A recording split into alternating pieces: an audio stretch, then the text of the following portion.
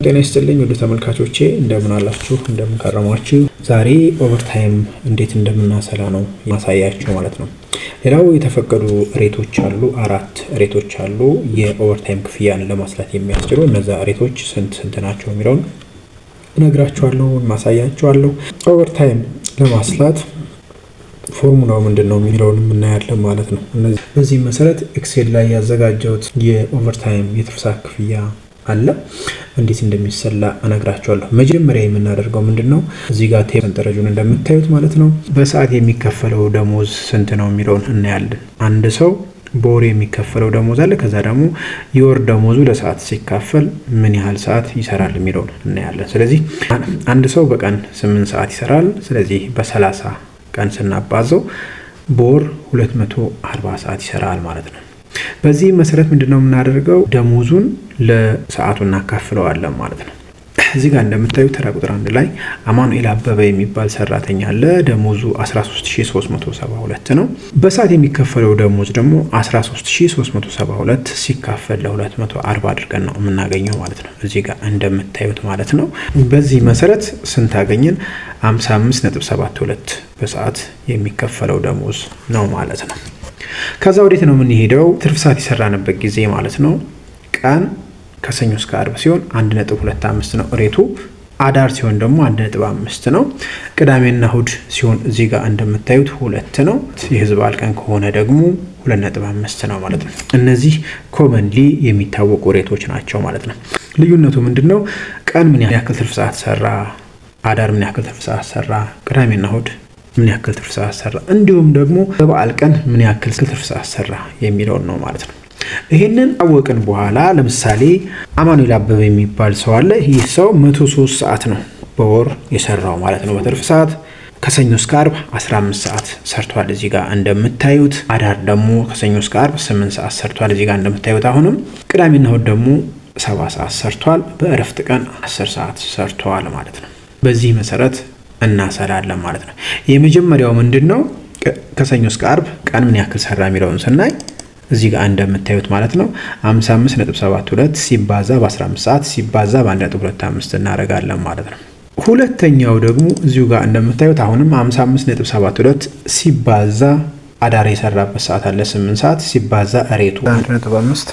ሶስተኛውን በተመሳሳይ 55.72 ሲባዛ በ7 ሲባዛ በ2። አራተኛ 55.72 ሲባዛ በ10 ሰዓት ሲባዛ በ2.5 ማለት ነው። በዚህ መሰረት አጠቃላይ ሊከፈለው የሚገባው የትርፍ ሰዓት 10906 ከ54 ይሆናል ማለት ነው። እዚህ ጋር ተደምሮ አራቱም ተደምሮ ማለት ነው። ለምን አማኑኤል አበበ ቀንም የሰራው ትርፍ ሰዓት አለ፣ አዳርም የሰራው ትርፍ ሰዓት አለ ከሰኞ እስከ አርብ ማለት ነው። እንዲሁም ደግሞ በእረፍት ቀኑ ቅዳሜና እሁድ የሰራው ሰዓት አለ፣ በበዓል ቀንም የሰራው ሰዓት አለ። የሁሉንም ለየብቻ ካሰላም በኋላ በዚህ መልኩ ድምሩን እናስቀምጣለን ማለት ነው። ምን ያክል ትርፍ ሰዓት ሰራ የሚለውን ግሮሱን አገኘን ማለት ነው። 10906 ብር ከ54 ካገኘን በኋላ አሁን ኢንካም ታክሱን ማስላት አለብን። ኢንካም ታክሱን ለማስላት ደግሞ ሁለት ነገር ነው ያለው። አንደኛ ደሞዝ ሲደመር ኦቨርታይም ኢንካም ታክሱ ስንት እንደሆነ እናሰላለን። ሁለተኛ የደሞዝ ኢንካም ታክስ ደግሞ ስንት እንደሆነ እናሰላለን። በዚህ መሰረት ደሞዝ ሲደመር ኦቨርታይም 24278 ከ54 ሆነ ማለት ነው። በዚህ መሰረት መጀመሪያ የ24278 ከ54ን ታክስ እናሰላለን ማለት ነው። እዚህ ጋር እንደምታዩት ፎርሙላውን በዚህ መልኩ አዘጋጅቼዋለሁ። ነገር ግን እንዴት ነው የምናሰላው የሚለውን እዚህ ጋር የሳላሪ ኢንካም ታክስ ስኬጁል አለ። እሱን መሰረት አድርገን እንነጋገር። የመጀመሪያው እዚህ ጋር እንደምታዩት ከደሞዝ የሚሰላውን ስራ ግብር እናሰላለን ማለት ነው። ደሞዙ ስንት ነው? እዚህ ጋር 13372 ነው ሲባዛ በ30% ይሆናል እዚህ ጋር እንደምታዩት ማለት ነው። ምክንያቱም በ10000 እና በ14000 መካከል ስለሆነ ደሞዙ ማለት ነው። ስለዚህ 13372 ሲባዛ በ30% ማለት ነው ሲቀነስ 1350 እናደርገዋለን ማለት ነው። 2661 ከ60 ይሆናል እዚህ ጋር እንደምታዩት። እዚህ ታችም ላይ ባለው ፎርሙላ መሰረት ማለት ነው በሰራንለት ፎርሙላ መሰረት ማለት ነው 2661 ከ64 ነው የመጣው ማለት ነው።